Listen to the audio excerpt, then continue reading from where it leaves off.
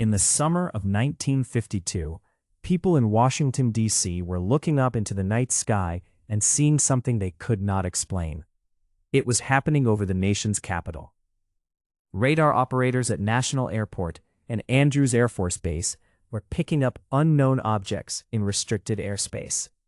The blips would appear, vanish, and then show up again. Fighter jets were sent up to check. Some pilots said they saw strange lights, and then, in the most frustrating part of all, the objects seemed to disappear whenever the jets got close. Then the planes pulled away, and the targets came back. For a while, this was not some campfire story from a lonely road in the middle of nowhere. This was Washington. Reporters were paying attention. Ordinary residents were staring into the humid dark. And inside the U.S. Air Force, one question was getting harder to ignore. What exactly was flying over the Capitol? That moment sits right at the center of the story of Project Blue Book, the Air Force program that spent years collecting and investigating UFO reports during one of the most anxious periods in American history. To understand why Blue Book became so famous, you have to go back to the late 1940s. World War II had ended, but the country was not relaxed. The atomic bomb had changed everything. The Cold War was settling in. The United States and the Soviet Union were locked in a new kind of conflict, and fear had a way of creeping into everyday life. People worried about spies, new weapons, and surprise attacks. They also started looking at the sky differently. Then came 1947. A private pilot named Kenneth Arnold reported seeing a line of fast-moving objects near Mount Rainier. After that, newspapers ran with the phrase flying saucers, and the word stuck almost overnight. Suddenly, strange things in the sky were no longer isolated stories. They started to feel like part of a national pattern. And once that happened, the military paid attention. At first, the Air Force responded through earlier efforts with names like Project Sign and Project Grudge. Those programs were supposed to sort through the growing pile of reports and decide what, if anything, was actually going on. But the reports kept coming. Some were easy to explain away. Others were not.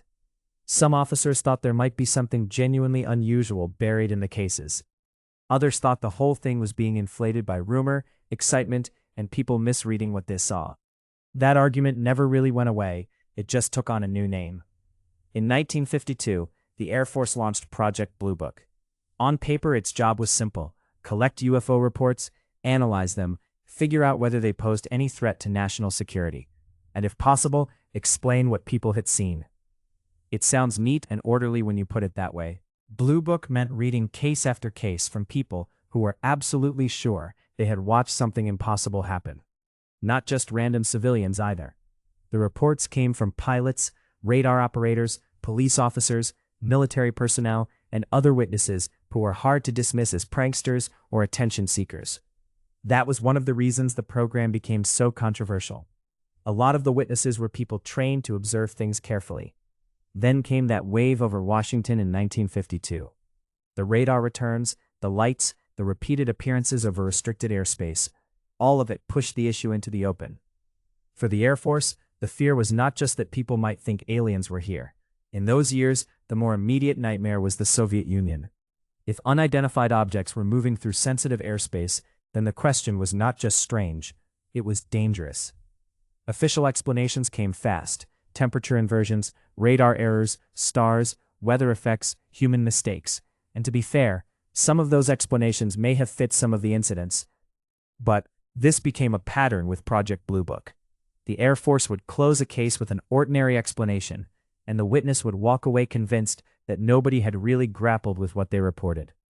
That gap between the official answer and the witness experience is where public suspicion started to grow. Was Blue Book truly investigating these reports, or was it also trying to calm the public down, reduce controversy, and close files as cleanly as possible? That question gets even more interesting when J. Allen Hynek enters the story. Hynek was an astronomer, brought in as a scientific consultant. At first, he was not there to champion flying saucers. Quite the opposite.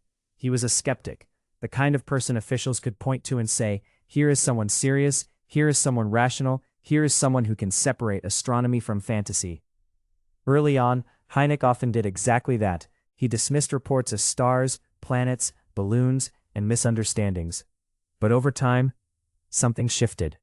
After years of reviewing cases and talking to witnesses, Hynek no longer thought every difficult report could be brushed aside so easily. He did not become a simple believer in extraterrestrials. What changed was narrower and, in some ways, more troubling. He became convinced that some cases were genuinely unexplained and that people inside the system were too quick to force strange reports into safe, ordinary categories. That made him dangerous to the official story, because Hynek had started on the inside. He later described a culture in which the public was told there was an open-minded search for answers, while behind the scenes there was often pressure to lower the temperature, avoid embarrassment, and keep the mystery from growing larger. Not every case was handled that way. Not every official was part of some grand cover-up. But the larger reflex, at least as Hynek described it, was bureaucratic and familiar. Smooth the edges, find the least alarming explanation, close the file. Still, some files would not stay tidy. Over the years, Blue Book collected more than 12,000 cases. Most of them did end with ordinary explanations: aircraft, balloons, astronomical objects, hoaxes, misidentifications, but not all of them. And that is the detail people keep coming back to. A significant number of cases remained officially unexplained, not solved, not neatly put away, just unexplained. One of the most famous examples came in 1964 in Socorro, New Mexico. A police officer named Lonnie Zamora reported seeing an egg-shaped craft near a gully. He said it had markings on the side. He also reported seeing small beings near it before it lifted off and disappeared. Blue Book had a hard time laughing that one off. Zamora was a respected officer, not someone known for making wild stories. There were physical traces at the site. The whole thing had a solidity that made it linger. Even people who did not want to believe in anything extraordinary had to admit that some reports were stubborn. And that was the tension at the heart of Project Blue Book. If most sightings had ordinary explanations, that supported the skeptical case. But if even a smaller group of reports resisted every explanation the Air Force could offer, then the mystery stayed alive. The Cold War only made all of this more complicated. Officials were not just dealing with public curiosity, they were also dealing with the risk of panic. Intelligence agencies worried that widespread UFO scares could jam communication channels, distract defense systems, or create confusion during a real national emergency. So Blue Book was never only about discovering what people saw, it was also about managing what those sightings did to the public. By the late 1960s, pressure was coming from all sides. Believers said Blue Book was a cover-up. Skeptics said it was a waste of time. Scientists argued over whether the whole subject deserved serious study at all. In response, the Air Force backed an independent review by the University of Colorado, led by physicist Edward Condon. The result became known as the Condon Report. Its conclusion was blunt. Further study of UFOs, it said, was unlikely to produce much scientific value. For the Air Force, that was enough. In 1969, Project Blue Book was shut down, and with that, the government offered a final set of conclusions. No UFO reported to the Air Force had ever been proven to be extraterrestrial. There was no evidence that the sightings represented technology beyond known science, and nothing in the reports suggested a threat to national security. For some people, that closed the case. For others, it did the exact opposite. Because Blue Book left behind a record that felt unfinished. If the mystery was so easily dismissed, why had trained witnesses kept reporting similar things for years? Why did some radar cases refuse to settle into simple explanations? Why did Hynek, a man originally brought in to help explain sightings away, end up criticizing the project's methods? And why did the official language sound so certain when the files themselves still contained unresolved cases? That is where the story of Project Blue Book has lasted for generations. Not in total silence, in uncertainty. That is usually where conspiracy grows best. Not when there are no answers at all, but when the answers feel partial, carefully phrased, or too polished to trust. Today, Project Blue Book sits in a strange place between history and myth. The program was real. The files were real. The fear driving it was real too. During the Cold War, the US government really did spend years investigating reports of strange things in the sky. What those investigations truly mean is the part people still argue about. Skeptics look at Blue Book and see a lesson in how often human beings misread what they see, especially when fear and wonder get mixed together.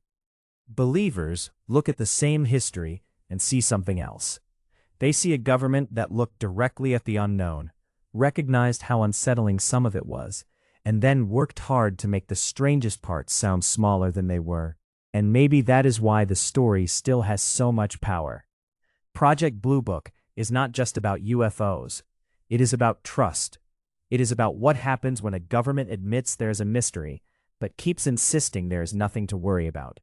It is about witnesses who felt dismissed, officials who feared panic, and files that never fully stopped raising questions.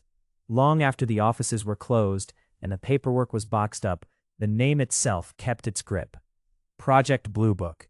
It sounds official. It sounds hidden. It sounds like something that should answer the question once and for all. Instead, it leaves the same question hanging in the dark. If the government really investigated all of this for years, what exactly did it learn that it never fully said out loud? As always, visit us at readtherealstory.com for more unbelievable true stories. Until next time, stay curious.